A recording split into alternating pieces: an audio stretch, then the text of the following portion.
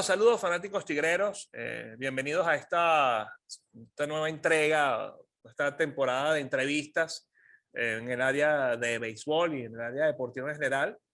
En el día de hoy, bueno, tenemos a un ganador del Premio Nacional de Periodismo Mención Deporte, algo que por supuesto es un orgullo para los aragüeños, aunque como polémica de su libro, él es aragüeño, pero no nació en Aragua, nació en Caracas. Es un caso como el de José Altuve o como el caso de Elvis Andrus. Tú me dijiste que Andrus tampoco es aragüeño de nacimiento. Hay varios casos de eso y de eso vamos a hablar Sí, hoy. exacto. Bueno, yo en varias oportunidades a mí me preguntan que quién fue mi inspiración para estudiar periodismo deportivo. Y yo de verdad yo recuerdo, y yo creo que ninguno de los periodistas y ninguno de los narradores comentaristas, ni de los Tigres, ni de Radio Caracas de aquella época cuando transmitía béisbol, fueron mi inspiración, más allá de la estima que uno le puede tener a Pepe Delgado o a Humberto Acosta o al mismo Carlos Alberto Hidalgo. Una vez yo me encontraba con mi mamá en el Central Mairense, puedo decir el nombre, pero creo que ya esa cadena ya no existe, o por lo menos ese Central Mairense ya no va a existir en poco tiempo. El Central Mairense que está en Las Delicias, ¿no? Y entonces allí vendían libros y encontré un libro que era Venezolanos en Grandes Ligas.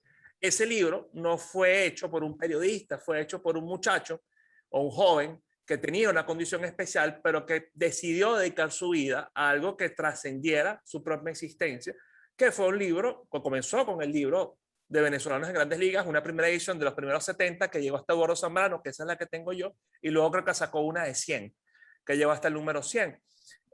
Y ese sueño terminó convirtiéndose en lo que hoy es el Museo del Béisbol en el Centro Comercial San Vil de la ciudad de Valencia.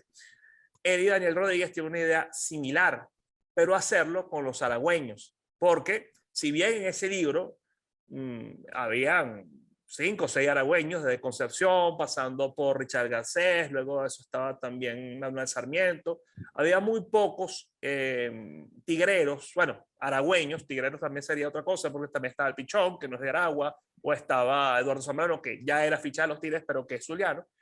Había muy pocos aragüeños, pero desde ese momento hasta ahora ya contamos con alrededor de 50 aragüeños que han debutado en Grandes Ligas. Entonces la primera pregunta de él, y además de, bueno, del saludo a los fanáticos que nos van a escuchar en la premier y toda la posteridad que quede esta conversación en YouTube, ¿cuántos aragüeños realmente hay en Grandes Ligas? Si son 50 y cuál es el criterio, si es por nacimiento o porque jugaron en ligas menores o en ligas de criollitos de Venezuela aquí en Maracay o en el estado de Aragua. Sí, bueno, un saludo, Jorge, para todas las personas, amigos fanáticos tigreros. Sí, hasta los momentos, según la lista que yo he detallado, tenemos hasta, digamos que el día de ayer, 52 aragüeños disputados en Grandes Ligas. Hay varios casos particulares de peloteros que no nacieron propiamente en el estado de Aragua, pero que por llegaron a nuestra entidad y desde muy incluso, digamos que desde la primera categoría de béisbol, que es iniciación, lo que antes se llamaba semillita, que es una categoría en la que los chamos empiezan a practicar béisbol 4 o 5 años. Muchos de esos peloteros ya jugaban acá en Aragua y beisbolísticamente son aragüeños. Entonces, digamos que del hecho de nacido como tal en el estado de Aragua, le doy digamos que esa clasificación de aragüeño o el hecho de ser aragüeños en el béisbol. Incluso en el libro he empezado a hacer esta salvedad, incluso mencionar en dónde nacieron, mencionar desde cuándo practican béisbol en el estado de Aragua, porque existen otros casos muy particulares como el caso de Juan Graterol, catcher que procede de Aragua, Maracaibo. Incluso aquí muchas personas en el sector de las acacias, porque él vivió muchos años aquí. Su papá vivía aún aquí en las acacias. Lo conocen como el maracucho, dicen el maracucho. acá a Maracay a jugar ya categoría infantil. Esa categoría se juega con 12 años y desde categoría hasta la última que disputó, que fue el juvenil, representó al estado de Aragua. Fue pieza importante en su momento de la escuela de béisbol menor Sudantex y desde que llegó a Maracay, la sección de Aragua en esas categorías que disputó. Entre las personas que ya he tenido la oportunidad de entrevistarse y conversando justamente este punto, que él se considera halagüeño porque en la temporada de Liga Menor o de Grandes Ligas, él vive en Maracay y tiene muchos años viviendo en Maracay y de que de vez en cuando se le escapa su acento de maravino, Sí. él se considera totalmente aragüeño, pues sin dejar a un lado haber nacido en Maracaibo, porque él incluso me hizo esa salvedad. Así como tenemos ese caso, Jorge, tenemos el caso contrario de peloteros que nacieron en edad y se vinieron pequeños en el momento de su juventud y de su niñez estuvieron acá en Madrid, conservan el hecho de siendo de donde nacieron. Por lo menos el caso del lanzador Wilfredo Ledesma, es un mariqueño de nacimiento y Valle de que la Pascua. vivió muchos años acá e incluso vive todavía acá en Maracay, Sí, son vecinos míos, de exactamente, hecho. Valle de la Pascua. Sí. Y fíjate, él sí toda la vida ha dicho que él es mariqueño, él le da muchas gracias a lo que ha hecho acá en Maracay, pero bueno, él nació allá, pues él es de Valle y él se siente orgulloso de ser un liga pequeño.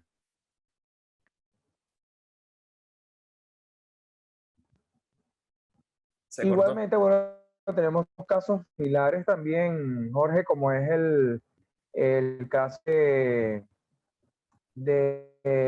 tenemos cada de Miguel González, Ok. catcher, que es un caso muy particular porque igualmente nació en Margarita, estado en Esparta.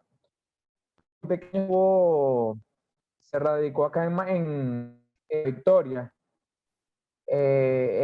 Hizo en la zona donde se encuentra ubicado Palomares en la Victoria, que ese sector se llama Las Mercedes, e incluso la Liga de Béisbol Menor se llama Las Mercedes. Y él es refectorio, incluso el estadio José Ángel Mar de la Victoria tiene paredes pintado con su nombre, como Grandes Ligas Aragüeño, Liga de la Victoria. En este caso también dicen el margariteño también, entonces bueno, a pesar de que le dicen el margariteño, él se considera aragüeño porque también representó al estado de Aragua en todas esas categorías del béisbol menor. Sí. Caso, Es decir, que en tu este, libro, tú lo que justifica, o mejor dicho, tú buscas que todos los entrevistados justifiquen por qué ellos se sienten aragüeños, no si son aragüeños o no bajo un criterio. sí, exacto.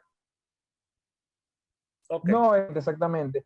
Fíjate que por eso es que te comento hablar de Ledesma, porque también conversé con él y tuve la oportunidad de preguntarle, y bueno, ya el hecho de no considerarse él propiamente aragüeño, simplemente, digamos que no lo tomo en cuenta para el libro. Igualmente, yo te conversaba sobre un caso particular hay un proyecto que firmó en el año 2019, fue el bono más alto de Boston en ese periodo de julio 2, que se llama Juan. Él nació en Valera, estado Trujillo, y todas sus categorías hasta el preinfantil jugó incluso defendiendo el estado Trujillo. Nacional, ahí lo observan varios se lo traen a Maracay, y a partir de ese momento, ya cuando el chamo empieza a jugar acá en Maracay, específicamente jugó en la Liga INSE de béisbol menor. También fue a varios campeonatos nacionales vistiendo el uniforme de agua.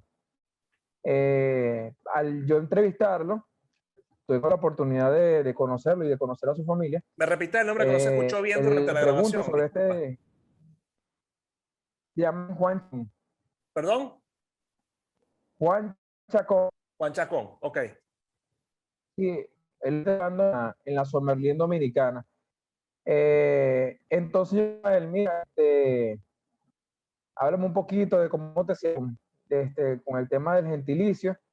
Entonces él me dijo, yo soy trujillano, orgullosamente de Valera, y yo convertirme en otro trujillano en la Grandes Ligas, que tengo entendido que solamente hay uno. No recuerdo bien el nombre, creo que es un que perteneció a las Águilas del Zulia. Otra pregunta que quería hacerte, Eli. Aparte de los Basardo, ¿hay alguna otra Leonel dinastía? Campos, ¿oíste? ¿Ah? Leonel Campos se llama, Leonel Campos. el lanzador. Exacto. Ok. Mira, aparte, además de los Basardo, existe otra dinastía, porque yo sé en el caso por lo menos de los Concepción, obviamente David Alejandro no llegó a Grandes Ligas ni tampoco destacó en el béisbol, pero había un detalle con David Alejandro, que es que David Alejandro nació en Estados Unidos, cosa que, bueno, yo lo sé porque es mi primo, pues, pero él no era aragüeño, aunque él era aquí en Maracay y la gente de Maracay lo conoce y tuvo negocio aquí en Maracay y seguramente en el libro se habría considerado aragüeño, pero él no llegó a Grandes Ligas. Aparte de los Bazardo, ¿existe otra dinastía aquí en Aragua? Mira, no, en esto no existe que, de que existe una, digamos que muy cercana entre las familias de Louis Andrews, e incluso Ah, los Andrews. el Andrews Ponsonby. mismo sí, exacto, esa también, pero no, digamos que no llegaron solamente, el único que llegó fue Elvis, El Vigero no llegó, sí. que los hermanos también. Exacto, era uno llegó, hermano mayor que se llama Erickson, que incluso muchas personas consideran que Erickson iba a ser mejor pelotero que los hermanos, oportunidad en su momento de firmar, porque creo que coincidió en esa época, falleció el papá de ellos, algo así, entonces echamos a un lado del ver. Tengo entendido que fue algo así parecido. Igualmente, los Callaspo también, todos los jugaron pelota, pero el único que firmó fue Alberto. Eh, Creo que son los únicos que, que digamos, tienen algo o familia dentro del béisbol así como tal. Perfecto. Mira, una cosa que yo también, digamos, quería preguntar es sobre todo, sobre las zonas geográficas del estado de Aragua, en el sentido de que conversábamos ayer, previo a la entrevista, de que mi papá es victoriano y la cuenta que yo había sacado por pelota binaria, que tú ayer me corregiste porque no es el único, era que Carlos Garay, que no es Grandes Ligas, era el único que había jugado, un único victoriano que había jugado el BBP, que es un caso muy curioso. Sin embargo, hay pueblos, o sea, no todos son de Maracay, hay una gran cantidad de peloteros que se han desarrollado, bien sea en la costa o incluso Villa de Cura. Recuerdo que cuando yo entrevisté a señor Raúl Montenegro, quien fue uno de los primeros directivos de los Tigres, él me comentaba que él jugaba pelota y que él era, su familia, al igual que la familia Bendayán, eran de Villa de Cura y que de allí incluso, previo, en esta época previa a la LVP, ahí habían salido varios equipos de nivel. Háblanos un poco sobre la discriminación o la sectorización de las grandes ligas por ciudades y por pueblos en el estado de Aragua. ¿Cuáles han sido los más prósperos en producir peloteros y cuáles han sido los menos prósperos? Ya sabemos que la Victoria es uno. Sí, exactamente. Bueno, si que tengo por acá, podemos mencionar, bueno, David Concepción, tenemos que nació en la costa. Norman Rodríguez también en Manuel la costa. Sarmiento, exactamente, Manuel Sarmiento en Cagua, Richard Garcés de Caña de Azúcar, Dilson Torres, ahorita por acá, por Piñonal, viven cerca de Piñonal y las Acacias, Abreu de Turmero, digamos que por hablar del municipio como tal, pues del municipio Mariño. Municipio Marín. Alex González, igual, a pesar de que nació todos sabemos que hizo vida en el sector de Caima también, al igual que Bo Abreu. Alex También González nació Milagro, en Cagua, Maracay. no se escuchó. Él nació en Cagua, Alex González. Alex González nació en Cagua, sí. Okay. Carlos Guillén en Milagro, acá en Maracay. Wickerman González Negro. Sar Maracay. De 23 en Azúcar, de todo ese sector por ese lado, de la Coromoto. García de San Joaquín de Turmero. Nero Olmedo de San Joaquín de Turmero.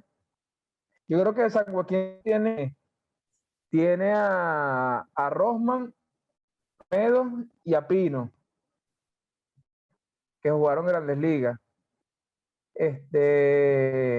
Miguel Cabrera de La Pedrera, por supuesto. Luis González, Jorman Bazardo también. Martín Prado, Arias. Una Candelaria, ¿no? Sí. Aníbal. Sí, Sánchez de Santa Rita, tengo entendido que en Santa Rita. Callaspo de aquí, así. A pesar de que Callaspo vivió mucho tiempo en Cali, pero terminó en el momento de la firma, ya vivía por acá. Osvaldo Navarro, nació en Villa, ese es otro de Villa de Cura. A pesar de que nació en Villa de Cura, pero después vivió todo, o vive aquí en Maracay. José Ascaño también Maracay. Ramírez de la Carpiera Cagua. Jesús Delgado de aquí en Maracay. Sandros se formó aquí en Maracay, incluso el señor de la Fundación Maracay, el pequeño dentro de la Fundación Maracay,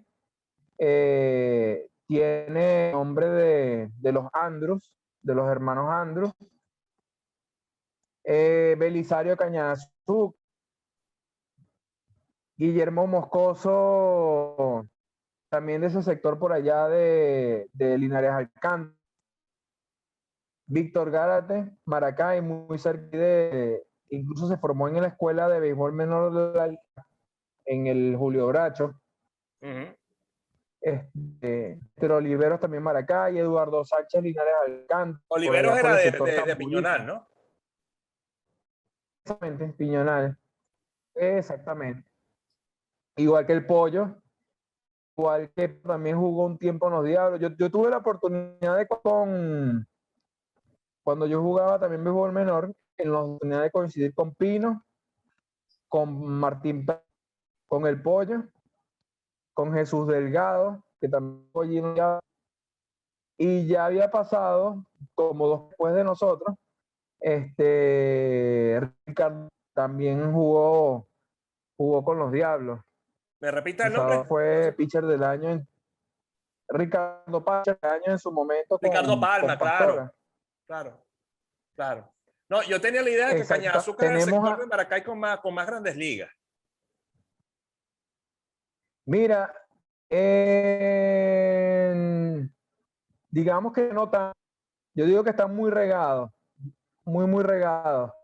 Creo que Villa de Cura tiene también bastante, de varios. Fíjate que en Villa de Cura, aparte de que Eduardo Escobar como lo que estábamos conversando, Eduardo Escobar es conocido como el de la pica en El Salvador, pero Eduardo Escobar nació en Villa de Cura. ¿Hernán Pérez por fin es de San Francisco así o es de la Villa de Cura? Hernán Pérez de San Francisco. No, mentira, Hernán Pérez de Villa de Cura, de San Francisco. Luis Bolívar, ¿te acuerdas? Que fue en un año. Luis Bolívar. Aquí en Venezuela, creo, si mal no recuerdo, creo que es manager de clase A de Cincinnati. Si mal no recuerdo, está como técnico dentro del sistema de Liga Menor de los Cincinnati. No, pero pregunta, Pedrique no Tenemos es de Maracay, también, ¿no? Alfredo Pedrique. no, Pedrique es de Ciudad Alianza, Ah, es de Valencia. sí, de Valencia. Por acá, bueno, tenemos a de la Coromoto, Pino como San Joaquín de Turnero, Jorman Rodríguez de la Costa, Ángel Nesby, de aquí de Maracay, Dixon Machado, a pesar de que nació en Sangre, ese es otro de los casos también que está por allí, pero en San Cristóbal y prácticamente que al año, siendo un bebé, se vinieron a... E incluso Dixon es uno de los fundadores de la escuela Aguilucho, él jugó bastante tiempo en la escuela Aguilucho. Aguilucho. Tenemos a Omar Náez también, de Maracay, tenemos a José Rondón de la Villa, Ronald Herrera, de acá de Maracay, igual que Ricardo Rodríguez también, pitcher o lanzadores que hablamos de que se tomaron pasito en Grandes Ligas. Alejandro Chacero, Ya va, Chacín, Carlos me Tochi repites el de lugar de Maracay, Chacín, que no se escuchó. Alejandro Chacín, Ajá. Osmer Morales de Villa de Cura, Ok. Jonathan Daza de Caña. Caña de azúcar. Exactamente. Y bueno, después tenemos a todos los demás, bueno, de los que debutaron Madero, que es de la Candelaria, Caña de Azúcar, de ese sector por allí, de María Aurelia. Sí. Johnny Hernández, que es otro, fue que debutó. Johnny Hernández nació en Maturín, Ok. pero ocurrió algo muy similar a lo de Dixon, muy pequeño, está acá en el estado de Aragua, e hizo, diga, su formación dentro del béisbol menor, la hizo en el municipio Libertador, con la escuela de béisbol menor Los Astros, que se encuentra ahí muy cerca del ambulatorio cerca de la entrada de la base Libertador, Ajá. el ambulatorio que está ahí de Palonero, bueno, ahí de justamente de los Astros. Y bueno, tenemos a Basardo, igualmente Carlos Sonario también de acá de Macay, igualmente que Sebastián Rivero. Entonces, lista de 52 y creo que todavía como oportunidad, no veo que no, esa lista puede No tienes un patrón, solamente que en la que llegue victoria a no han más parido grandes ligas, peloteros. más nada. Sí, yo creo que pudiese ser, pudiese otro, o pudiésemos diga de la victoria en poco tiempo, que es el infielder Gabriel Arias, Ok. acá en Venezuela pertenece a los Tiburones de La Guaira y que está ahorita en AAA en el Columbus Clippers. Es otro de los que está, digamos, a Perfecto. que pudiese debutar próximamente porque es el roster de 40 de Cleveland. Tú sabes que cuando hicimos aquella encuesta el año pasado, o aquel juego que hizo la gente de pelota binaria, en la cual seleccionaron al menos un periodista de cada estado para que hiciera una selección. Lamentablemente agarró fue a Héctor, no me agarraron a mí, ¿no? No estoy diciendo que por culpa de Héctor fue que perdimos, realmente fue un tema de viralidad y de regionalismo al final, fue una competencia de regionalismo. Entonces se hizo como una especie de competencia para ver qué estado tendría el trabuco más grande en la historia del béisbol.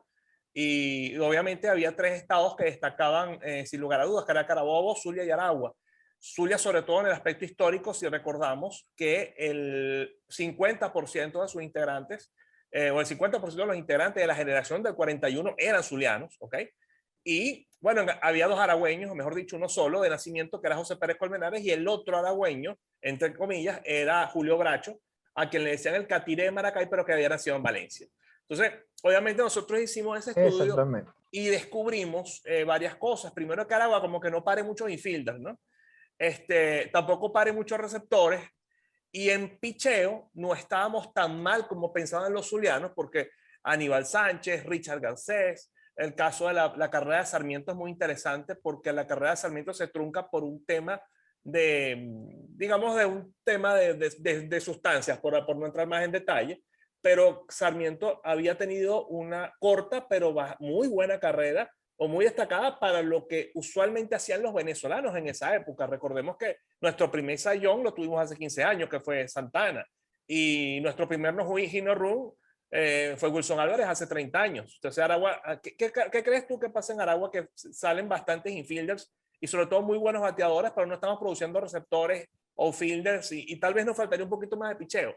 ¿Qué crees tú que está pasando allí? Es que las escuelas de Aragua se concentran más digamos, en formar infielders, o que también nosotros creemos esa máxima de Osvaldo Virgil, que si coge roll y coge fly.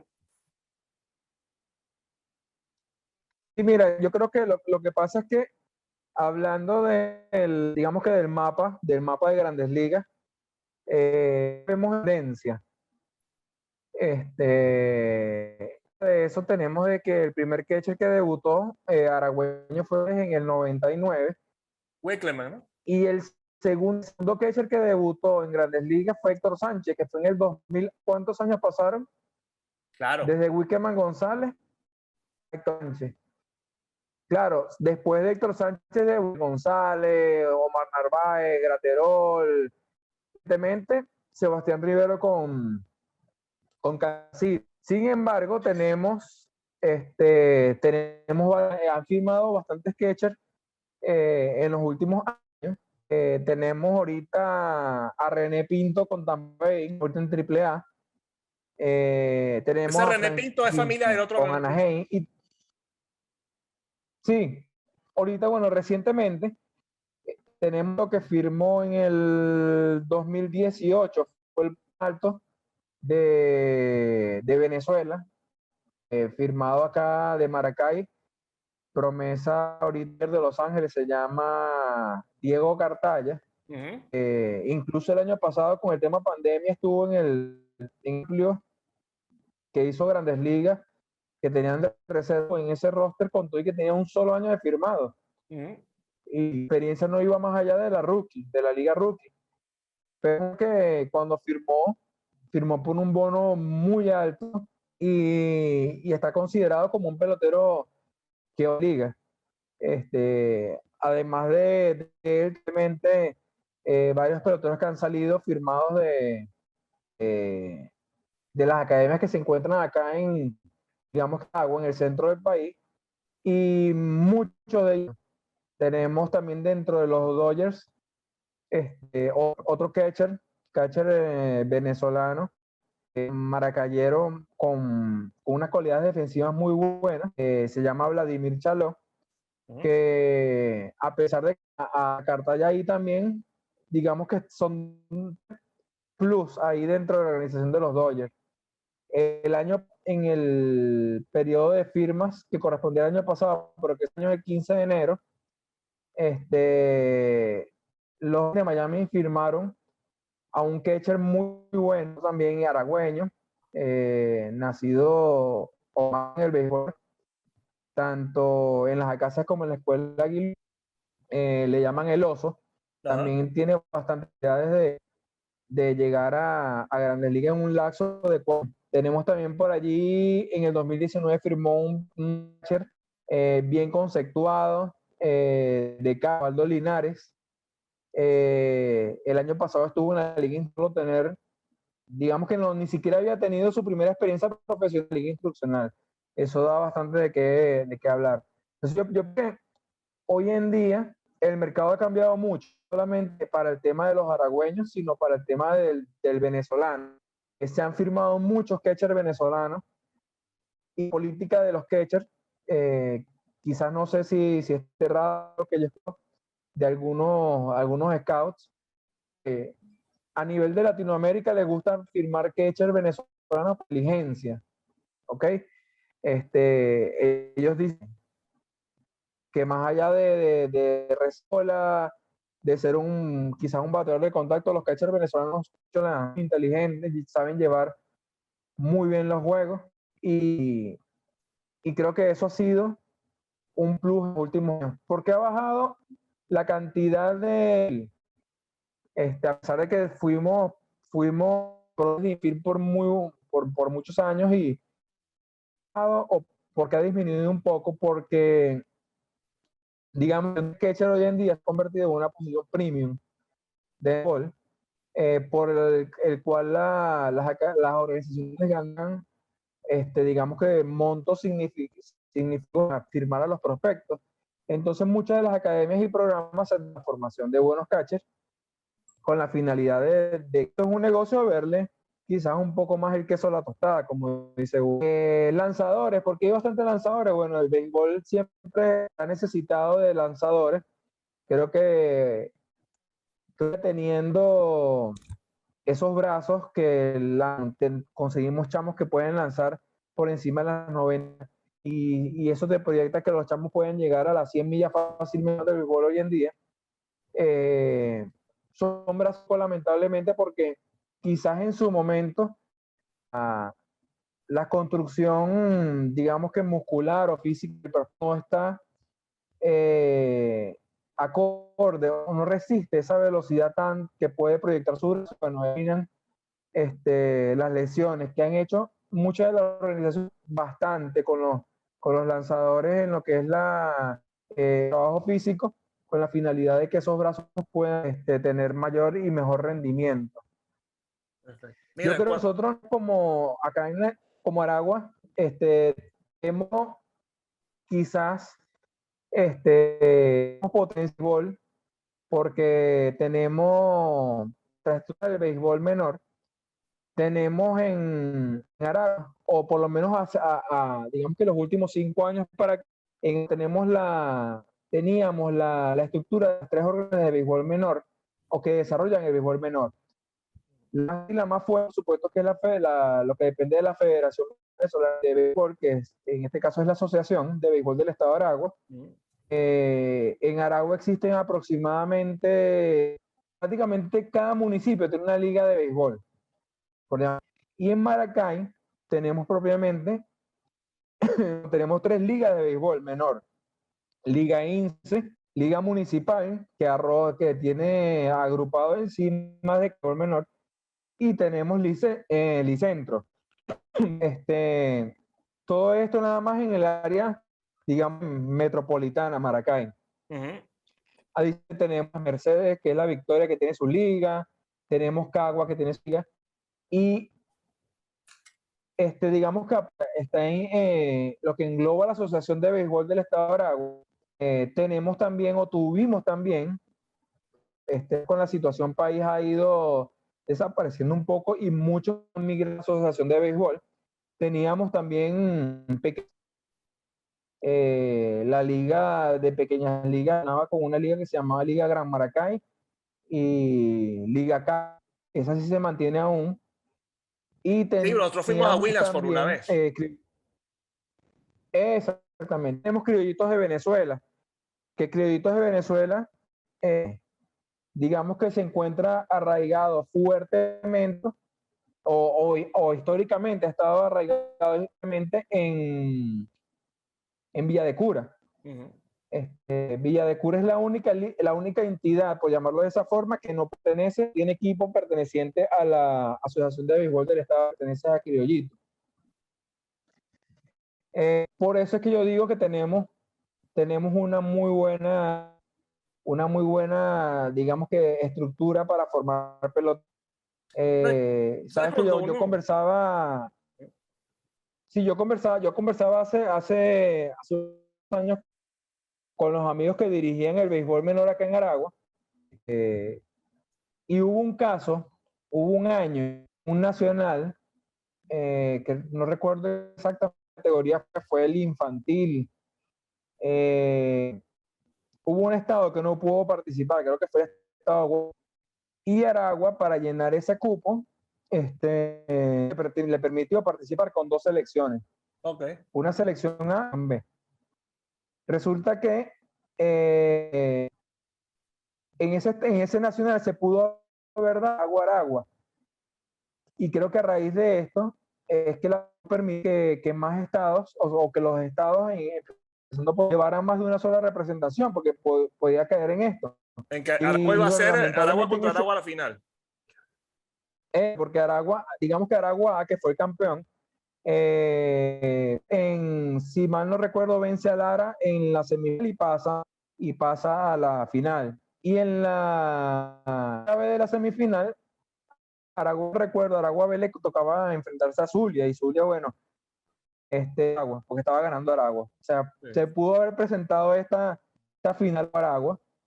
Y esto fue lo que quizás fue como que el punto en el que la federación dijo, mira, no, más es, actualmente, en los últimos, si te puedo decir, últimos 6, 7 años, Aragua ha liderado el ranking nacional del béisbol por encima de estados como Zulia, Lara, que Lara, a pesar de que no lo hemos mencionado mucho o no se menciona tanto, siempre hablamos de Carabobo, Zulia y Aragua, la potencia en béisbol, sobre todo en béisbol menor y en formación. Hay ligas muy fuertes en el estado de Lara, e incluso hubo muchos que hegemonían en ese ranking nacional de la federación, lo tuvo el estado de Lara. Incluso muchos nacionales se concentraban en la época de Edwin Spa, cuando era presidente de la federación, muchos se concentraban en el estado de Lara,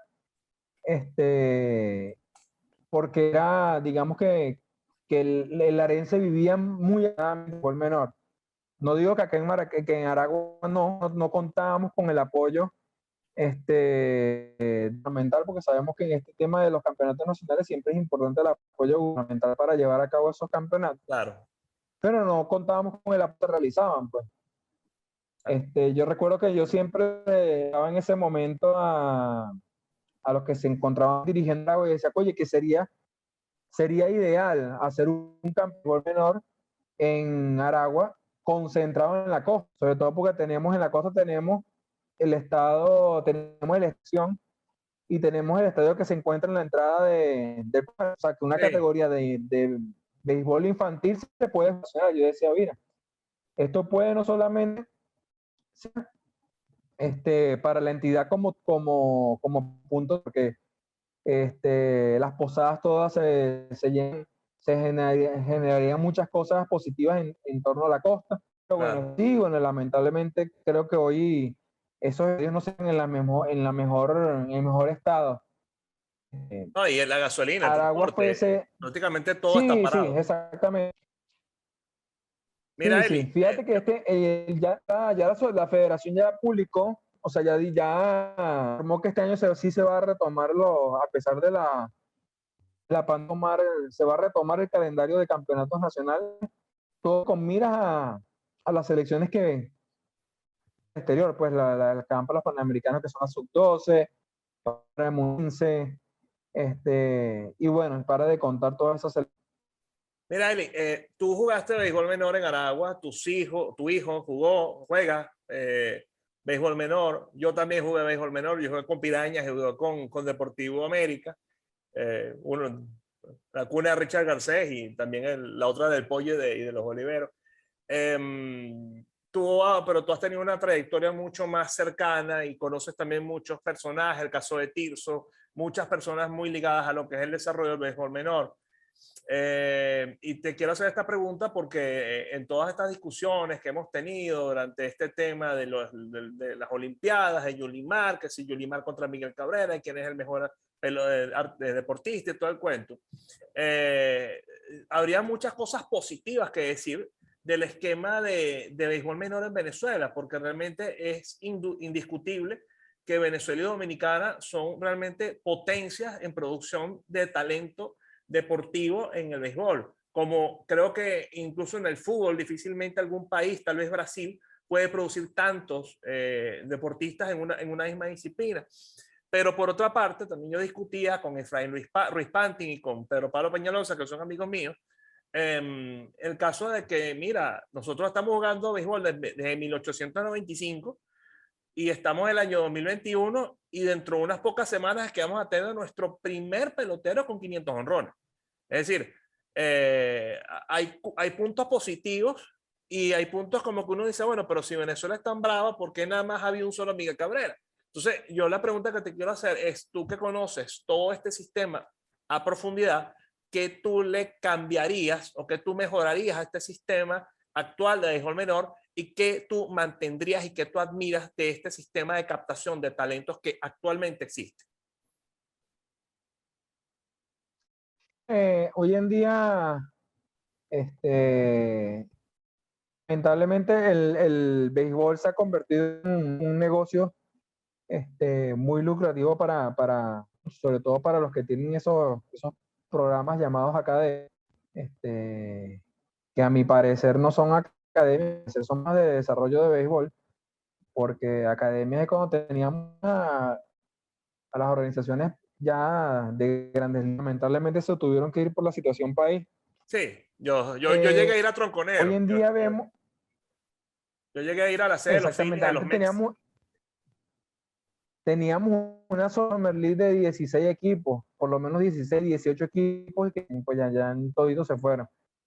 Mira, pero cambiar, lamentablemente hoy en día ha estado muy acelerado, e incluso vemos que muchos niños pierden prácticamente la niñez.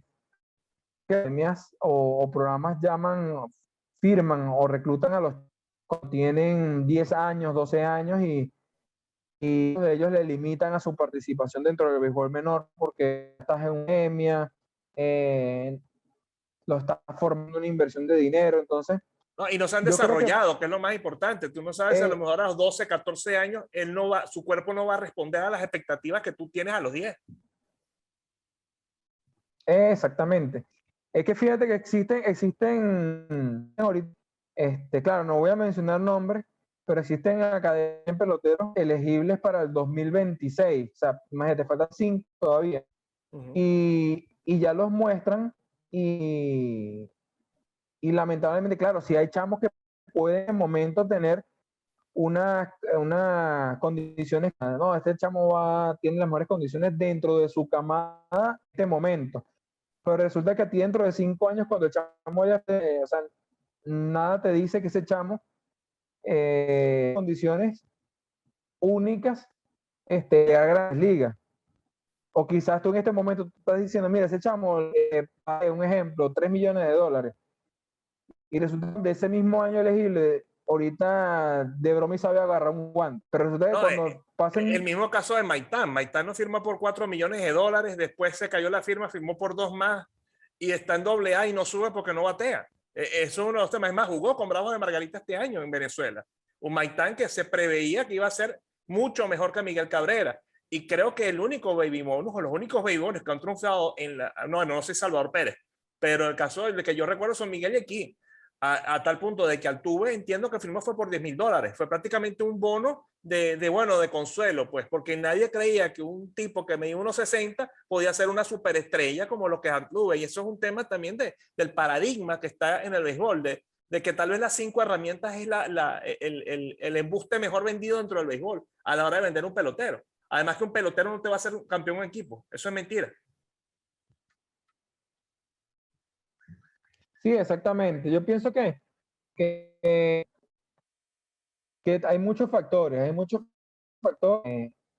sí ha ido cambiando el negocio. Antes quizás estos tipos de trayados, choque y eventos así, simplemente veían al bateador en el VP y muy poco se chequeaba en juego, muy poco en juego. Hoy en día las organizaciones de Grandes Ligas están, digamos que el departamento de escauteo le está mucho seguido a los chamos para yo mejor que para evitar este problema. Claro. Le hacen un seguimiento a que el chamo participe en una liga de estas de prospectos, pero que consuma aproximadamente mínimo un turno. ¿Por qué? Porque al final a ti te van a firmar es para el otro, no te van a firmar para correr 60 yardas, no te van a firmar para que batees VP con la pelota puesta ahí, firmar para que tú sepas que el rolling que te van a lanzar si eres inferior en el medio, después 2 para la izquierda y 2 para la derecha, no, a ti te van a firmar que pelota. Claro, Y, y yo digo que todo esto hoy en día se ha puesto, digamos que un poco más difícil y otra más fácil. Tenemos chamos que ya están, que son talentos, como el caso de Ronald Acuña, que ya se están buscando, o sea, las organizaciones están buscando peloteros que en un lapso de 3, cuando mucho 4 años, ya puedan estar en grandes ligas y puedan tener inversión. O sea, yo te di una buena firma, pero yo necesito tener ese retorno de inversión. claro. Es que Y antes un mira, pelotero desarrollado, tú tenías que esperar hasta los 25 años. Ahorita ya están explotando a los 20. El caso de los juniors, por ejemplo. Acuña, Vladimir Guerrero, Tatis Junior, ya son superestrellas apenas con 20 años.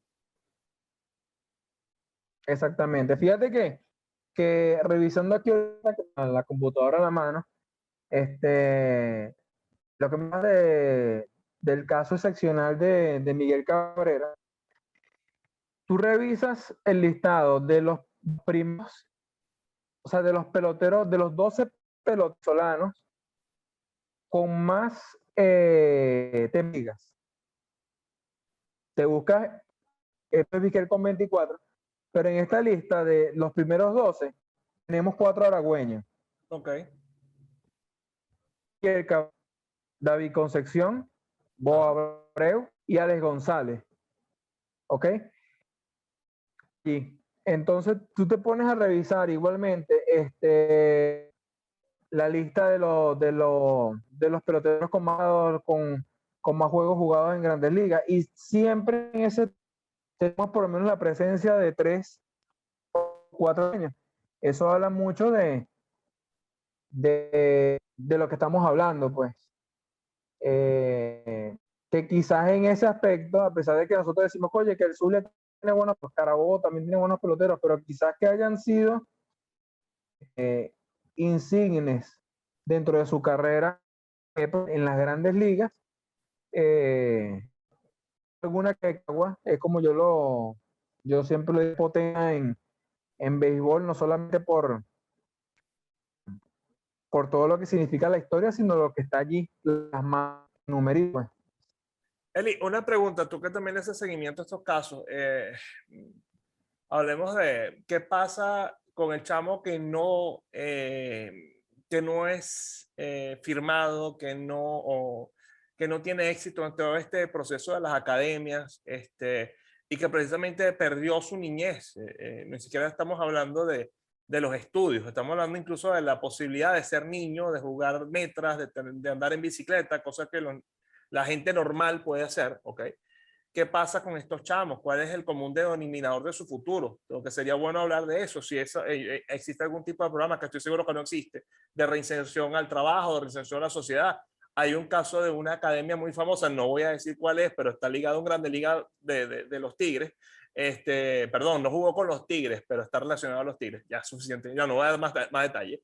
Que fue asesinado por el FAE en un operativo detrás del terminal de Maracay porque era PRAN.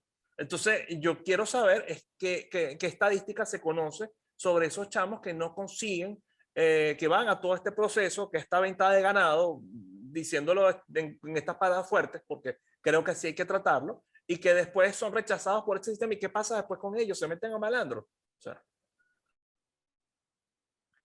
Mira, yo pienso que todo, mucho tiene que ver la formación, no solamente en el aspecto de pelotero, como el que no firma, porque el pelotero que firma, que le dan un bono con muchísimo dinero, resulta que el chamo en 3 años no rinde, la se gastó la organización plata. no importa despedirlo.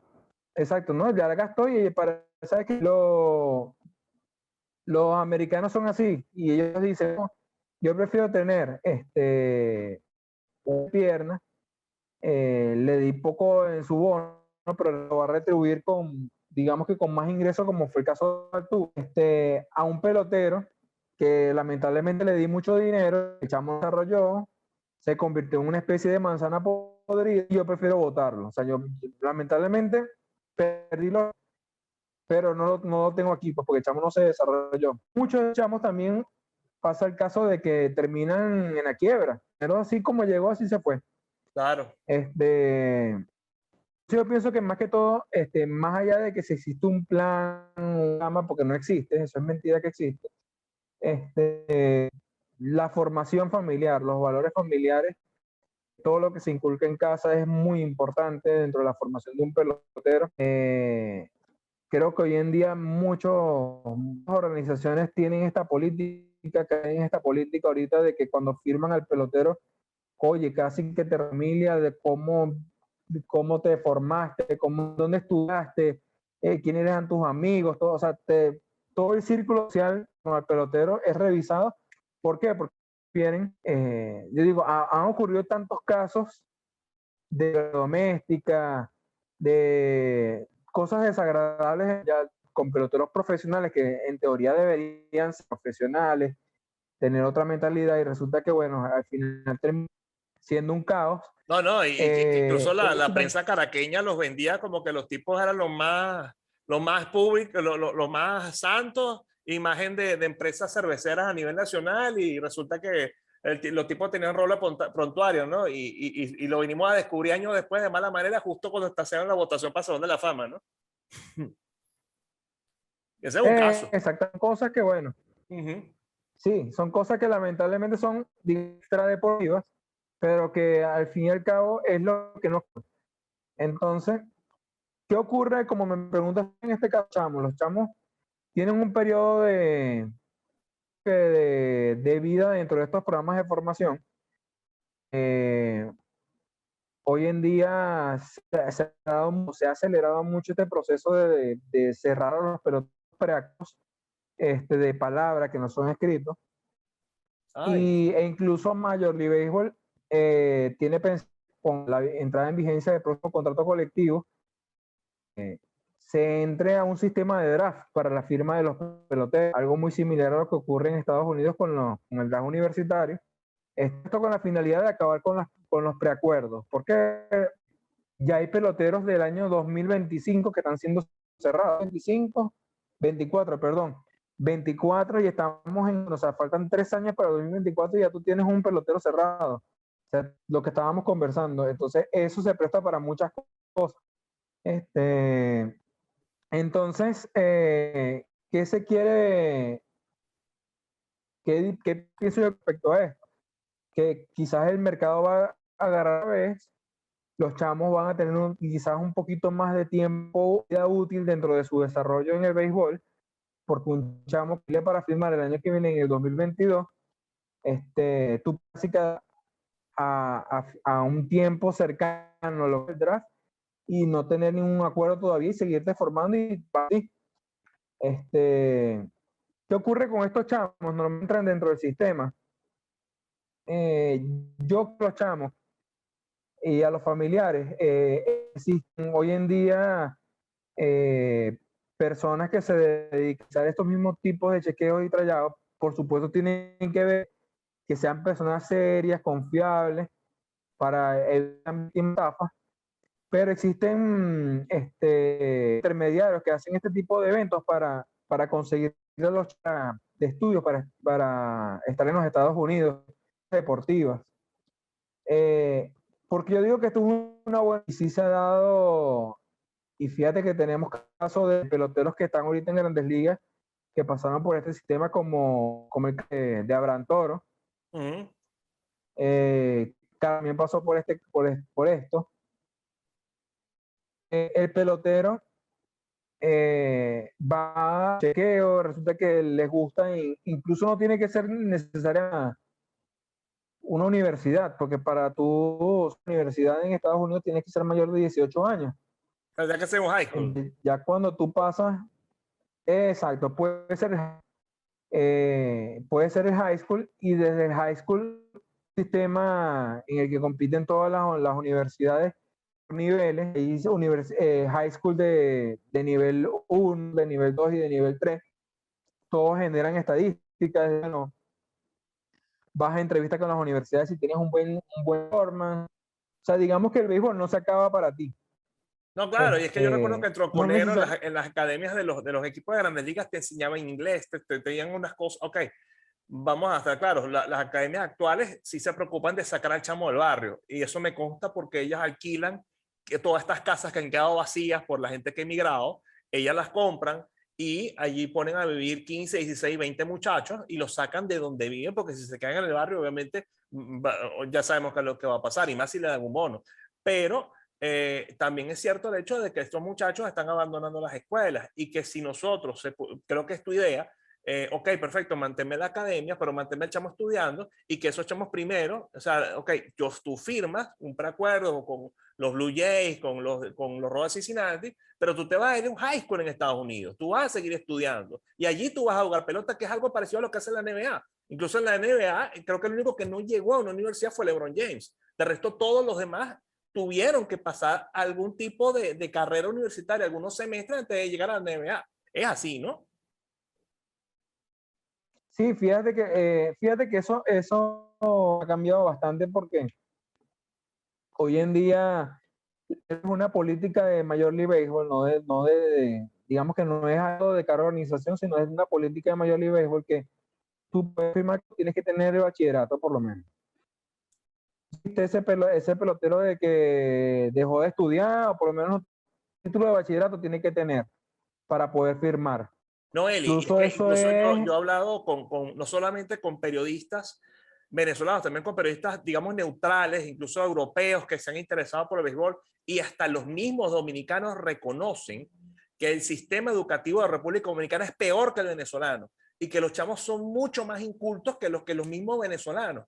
Entonces, eso tiene que ser también una obligación porque Dominicana también está mandando ganado para los Estados Unidos y esos chamos llegan a Estados Unidos y no tienen una educación, no tienen una preparación, están desnudos ante la vida y ante un posible fracaso en el mundo del béisbol. sí, sí, exactamente, exactamente. Y fíjate que yo soy de los que piensan, y no sé si este video lo va a observar algún scout que esté en el grupo o que tenga, digamos que al YouTube y a la cuenta de ti. Pero yo soy de los que piensa que hoy en día el béisbol de esas 5 herramientas que siempre para firmar los peloteros, yo soy de los que piensa que debe existir ese que es la inteligencia y preparación que puede tener un chamo fuera del terreno. Porque al fin y al cabo tú, lo que conversábamos anteriormente, tú prefieres tener una persona, digamos que no oculta, pero se sepa cómo, sea inteligente para muchas cosas, sea para ser insertado en tu sociedad norteamericana, porque al fin tú estás ingresando a una sociedad que no es la tuya y puedes convertirte, así como puede ser ejemplo de toda la niñez de un país, puede convertirte en un mal ejemplo, en lo Claro. que no ellos. No, bueno, Entonces por yo pienso, ejemplo, Eli, nosotros que somos aragüeños, nosotros sabemos los cuentos de Miguel Cabrera, los buenos, los malos y lo que es mentira, que se ha dicho de Miguel. Y nosotros sabemos que Detroit le costó mucho dinero porque esa carrera fue un zigzag y llevarlo por el buen camino le costó porque Detroit invirtió $300 millones en ese pelotero, en esa estrella deportiva. Es decir, tú tienes que cuidar esa inversión y parte de cuidar esa inversión es garantizar de que el chamo tenga valores y no se vaya por el mal camino. Y fíjate eso, Miguel tuvo alrededor de por al menos 2, 3 incidentes en los Estados Unidos. exactamente. Sí, yo pienso que, bueno, que evitar es esto. Se quiere evitar eso. Llegar a gente que al fin y al cabo,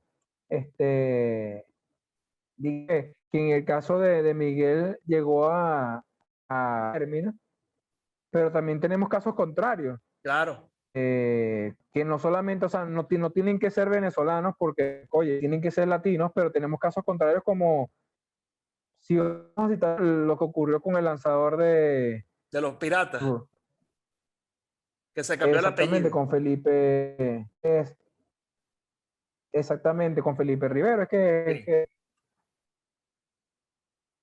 Sí. igualmente ocurrió con Strawberry, que es americano. O sea, Sí, ese Dwight Gooden problema que también, otro caso. igual, Exactamente. También un pelotero que, oye, de Texas, gente que en la última participación de Texas en Serie Mundial, cuando ganaron el banderín de la Americana, todo el equipo decidió celebrar con que no era alcohólico, o sea, sin Sí, ya me alcohol. acuerdo. No recuerdo el nombre. Es pelotero, es de 100. Pero bueno, al final este pelotero como que otra vez se tuvo que retirar y creo que ahorita procesos judiciales pendientes por allí. No, claro. Bueno, por eso que digo, gracias a Dios, lo de Miguel siempre a buen término. Está llegando a buen término, hablemos en presente. Llegando a buen término, exactamente. Uno no sabe.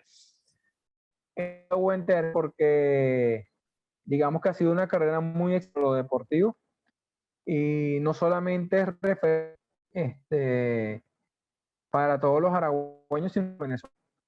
Claro. Yo Mira, creo, yo creo que nosotros, a ti también, Jorge, pero yo conozco muchos colegas que quizás somos, digamos, una generación, no, digamos que no de la generación actual, moderna, de universidad, pero que sí tenemos por lo menos más de 15 temporadas dando de cobertura al béisbol.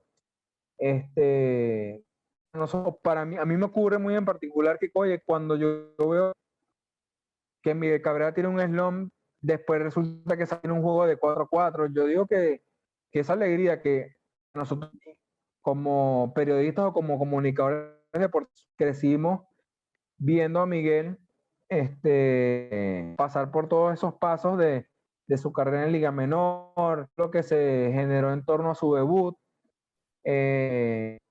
para decidir el juego, de la Serie Mundial contra los Yankees. Pienso que ese sentido de pertenencia este, por lo que significa no solamente el hecho de ser aragüeño, pienso, el piso yo no, mejor dicho, mencionabas en la introducción de vista que decías que a ti no hubo algo en particular que te motivó a estudiar deportivo. Yo en lo particular, yo digo que las satisfacciones o lo que vive el deporte a nivel de satisfacción es lo que en mi caso me llevó a mí a estudiar o a desarrollo deportivo y más aún hoy en día el libro, lo que me llevó a desarrollar el tema o a querer desarrollar este tema es ese, digamos que ese orgullo por Paraguay. A pesar de que todos explicamos y nos quejamos de los jocosos y que a veces medio pedantes pueden resultar los zulianos, pero ese sentimiento de zulianidad que tienen ellos, de amor propio por su regionalismo, de amar su gaita, de amar su devoción por la chica, de amanecer y amanecido después de exactamente un amanecer amanecer gaitero, amanecido gaitero, dice para, con cerveza azul. exacto, un gaitero llegar amanecido a su la chinita y llenar ese estadio con ese sol inclemente, 11 de la mañana, 1 de la tarde, hace su juego de pelota porque es parte de su cultura, sin gracia No, y zuliana. busca pelea, Yo porque digo los que maracuchos son peleones como tú no tienes idea. Pero fíjate que yo recuerdo que cuando salió esa discusión o ese show de redes sociales entre los Cárdenas y Tigreros, que esa fue realmente la gran pelea, no fue Aragua Zulia, sino Cárdenas, Media, Comunicación y Tigreros oficiales. Y yo decía que, bueno, obviamente muchas personas me decían, bueno, pero es que tú estás votando por Aragua porque realmente crees que Aragua es el mejor o porque eres un regionalista. Yo digo, pero ¿qué es lo malo de promover esto?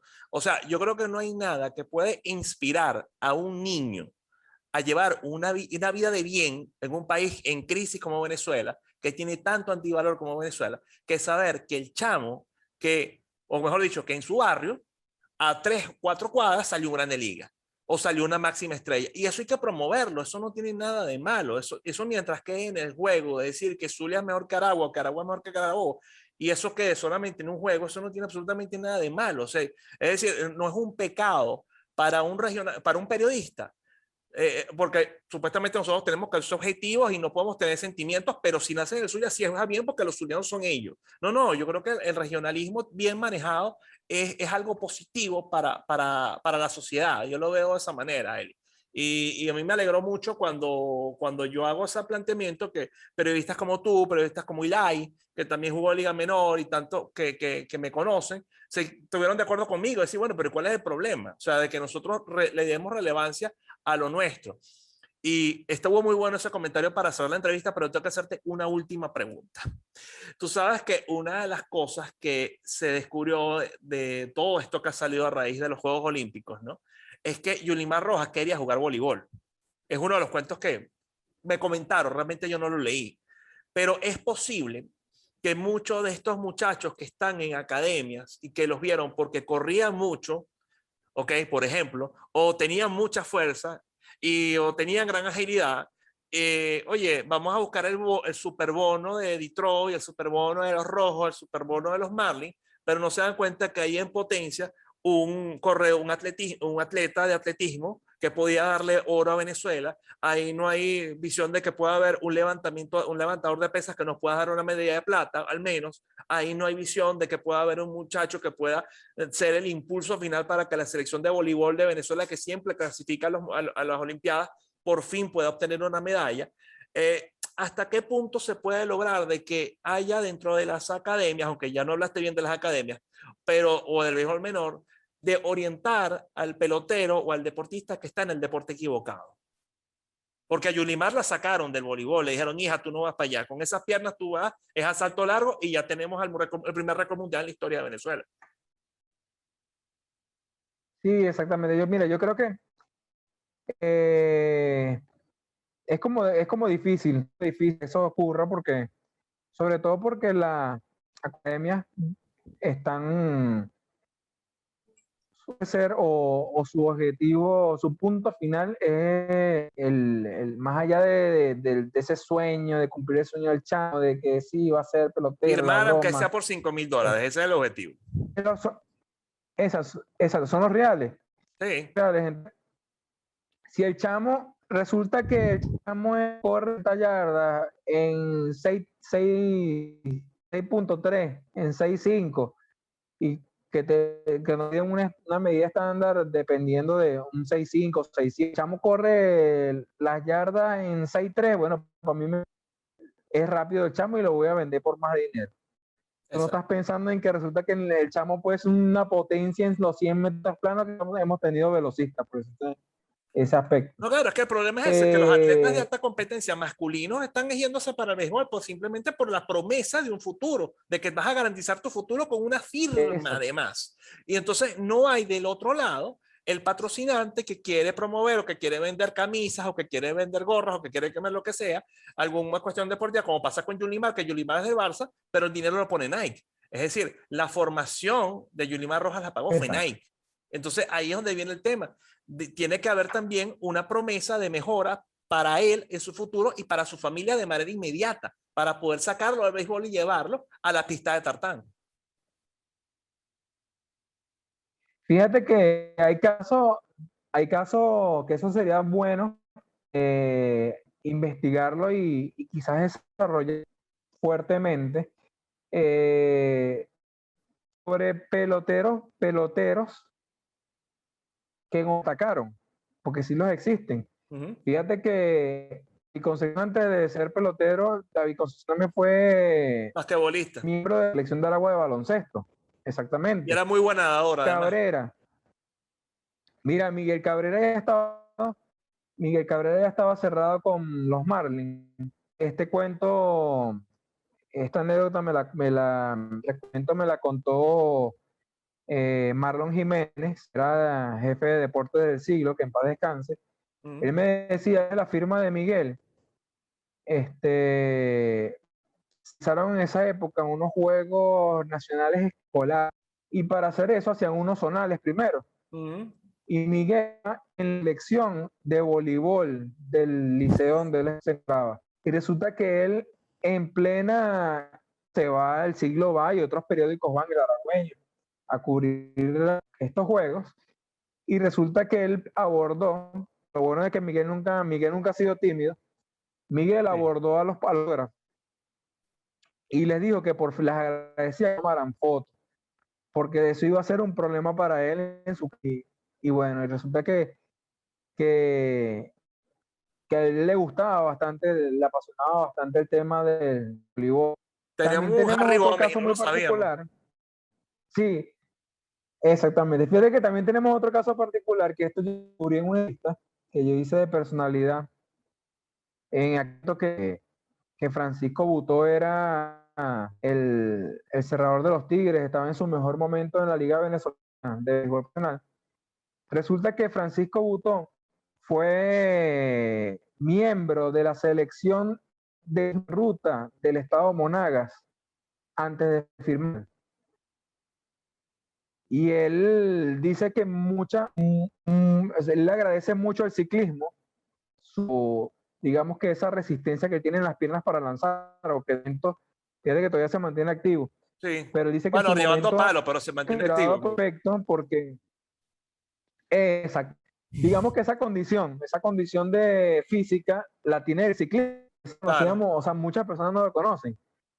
No, ya va, De es que acuerdo, hay decía, dos mira, deportes tres deportes que están muy por encima que el fútbol en resistencia física. Uno de ellos es el ciclismo, la natación y el boxeo. De hecho, Harden, que juega baloncesto, que el baloncesto también está por encima del fútbol en resistencia física, Harden entrena boxeando. Ese es su cardio, hacer boxeo. La barba. exactamente. Fíjate que hay muchos casos que yo te menciono eso, yo te aseguro que son muchos. Son peloteros que quizás en su época de Nil destacaron en otros deportes. Yo creo que el venezolano, independientemente de nuestro deporte nacional sea el béisbol, pero es amante del deporte. O sea, el Sí. venezolano es deportista y fíjate que yo lo saco por el caso, oye, de los colegas que hacemos vida en la fuente deportiva, y mi persona, Fernando Martínez.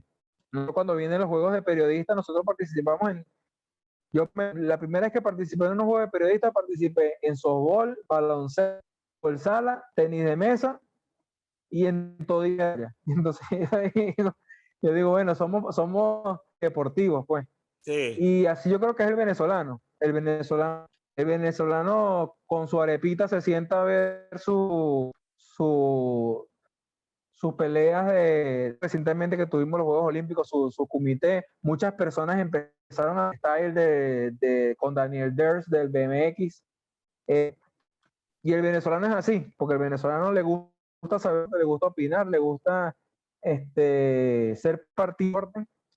Y yo creo que así somos, pues es parte de esta cultura, así como dentro de nuestra cultura está pabellón, arepa, la música venezolana, el béisbol, pienso que deportivos los venezolanos. Última pregunta ahora sí, ¿cuándo va a salir el libro? ¿Con cuántos paraguayos por fin? ¿Va a esperar que lleguemos al 100? 2 años más. ¿Sabes, sabes que ahorita Mira, y mira, ¿qué cuando termina hablaste primero, el libro o el City de, Garden? Vamos a resolverlo así, pues. no, no, el libro, mira, ¿sabes?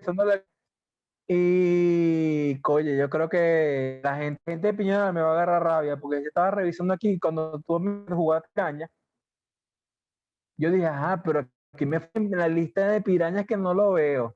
Mm.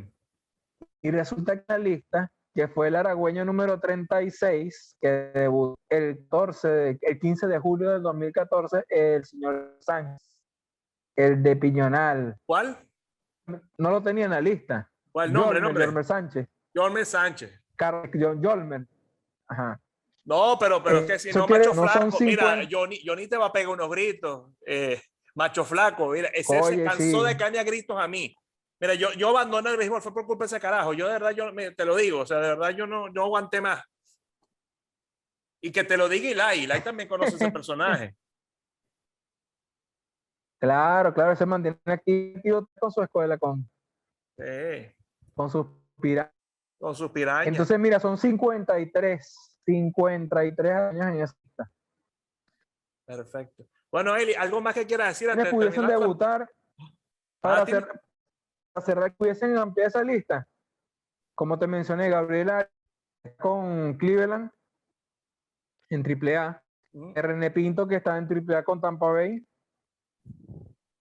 Hay un pitcher que se llama Vladimir Pinto, que está bien conceptuado, que para mí debería debutar el año que viene en Grandes Ligas. Y por supuesto, una de las promesas del Roja de León, Brian Mata, pitcher, que está de 40 y debería debutar el año que viene. Y no es familia de Frank. Yo pienso que esos son los... No. Ok. De por allá, de los Andes. Ah, bueno. Mata. Sí, bueno, pitcher de los Andes. Mata aquí. Y Sosa, que no llegó a ningún lado, Waldo Sosa, pero Sosa, la eterna promesa era tremendo de prospecto. Minnesota. No, él era del mismo pueblo de Santana, era de Tobar. Es de Tobar. De Tobar, exactamente. Bueno, Eli, entonces son 53. Yo creo que él trabaja con Santana. Ah, ok. Sí, 53 peloteros aragüeños. Son 53, perfecto. Eli, lo que quieras decir antes de terminar la entrevista. Mira, necesito estar pendiente del tema del libro. Yo que iba a ser un tema mucho más sencillo. Sí.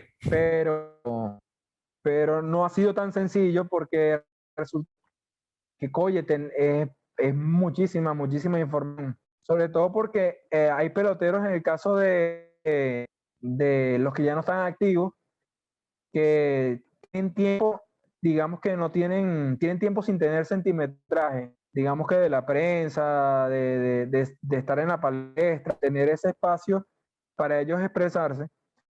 Por lo menos hay entrevistas muy buenas, muy buenas, como la de Manuel, que es súper larguísima. La misma de Richard es súper larga.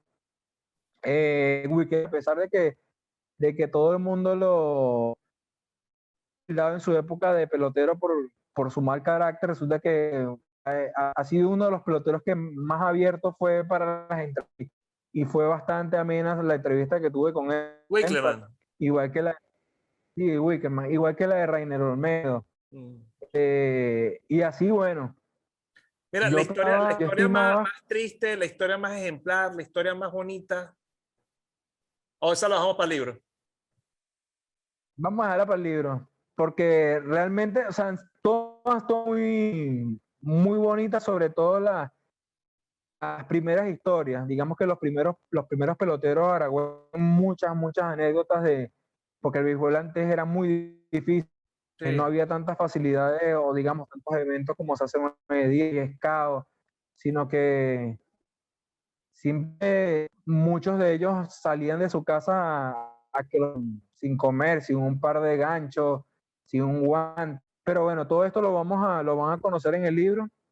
Espero este año sí, como dices tú, espero que esos 53 aragüeños estén en la primera edición. Yo tenía estimado tener el libro listo el año para diciembre. Espero este año sí tenerlo listo para diciembre, aprovechar de que digamos que el tema del virus se aplaque digamos, un poco más de tiempo flexible para hacer algo para lo que es el lanzamiento del libro. Y bueno, igualmente los invito a estar pendientes. La idea es tenerlo en físico, tenerlo en digital para que las personas, todos esos amantes de béisbol aragüeños que se encuentran en el exterior, que son bastantes, descargar y puedan tener acceso a él y puedan consultarlo y leerlo. Amazon, papá, Amazon. Piensa en grande. Hay que buscarlo en Amazon.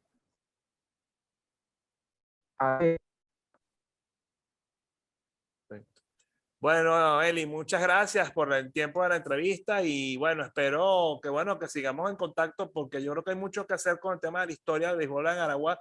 Y mira, tenemos que ser los mismos periodistas aragüeños los que tomemos esa decisión de emprender cualquier cantidad de proyectos que son necesarios hacer acá para mira, mantener la aragüeñida viva, independientemente de donde vayamos a vivir o nos ubiquemos en los próximos años, y llegar sobre todo a aquellos aragüeños que todavía, que ya están lejos de nuestras fronteras, pero que siguen teniendo ese vínculo con nuestra tierra, Eli. Bueno, y te agradezco mucho por esa iniciativa, porque como aragüeño Ah, sí. yo me siento muy orgulloso de que a alguien se le haya ocurrido hacer este proyecto, porque de verdad es necesario. Así es, bueno, no, muchas gracias Jorge por la invitación. Estamos en contacto igualmente a medida que vayamos avanzando con el tema, lo vamos a seguir informando, lo vamos a seguir dando a conocer y Dios mediante, bueno, lo tendremos listo para el disfrute de todos los aragüeños y de todos. Perfecto. Bueno, gracias, Eli, por la participación.